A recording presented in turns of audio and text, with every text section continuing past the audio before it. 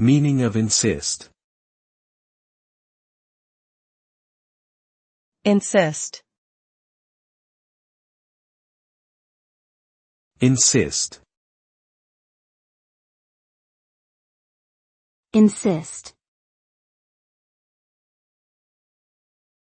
Insist. The word insist means to demand or assert something forcefully and persistently.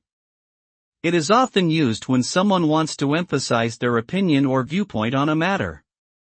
When someone insists, they express their conviction that their view is correct and worthy of consideration. Insisting can be a positive or negative thing depending on the context and the manner in which it is done. In some cases, insisting can lead to positive outcomes as it can help to resolve conflicts or draw attention to important issues. However, in other situations, insisting can create tension and cause unnecessary conflict.